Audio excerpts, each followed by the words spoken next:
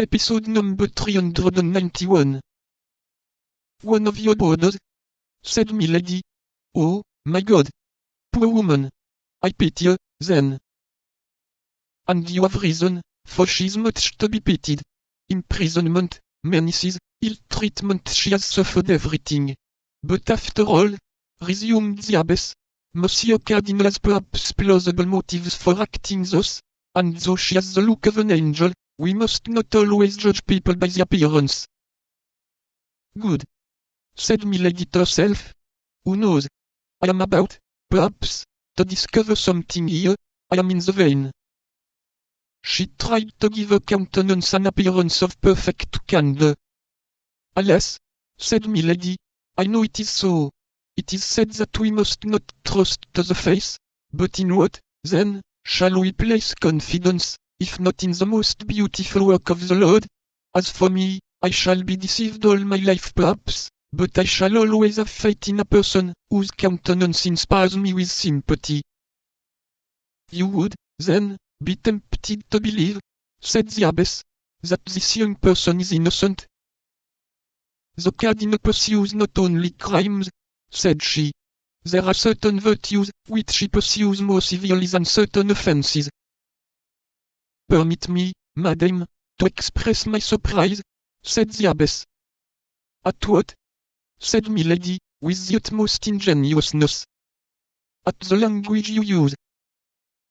What do you find so astonishing in that language? Said milady, smiling.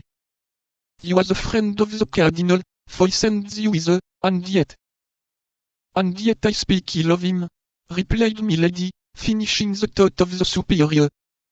At least you don't speak well of him. That is, because I am not his friend, said she, sighing, but his victim. But this letter, in which he recommends you to me, is an order for me to confine myself to a sort of prison, from which he will release me by one of his satellites. But why have you not fled? Whither should I go? Do you believe there is a spot on the earth, which the cardinal cannot reach, if he takes the trouble to stretch forth his hand? If I were a man, that would barely be possible, but what can a woman do?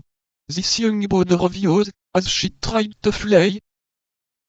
No, that is true, but that is another thing. I believe she's detained in France by some love affair.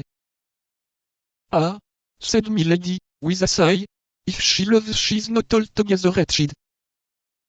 Then, said the abbess, looking at milady with increasing interest, I behold another poor victim.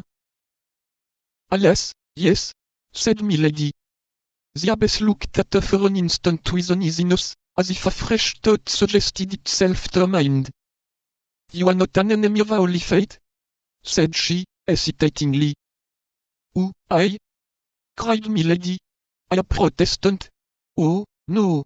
I call to witness the God who hears us, that on the contrary I am a fervent Catholic.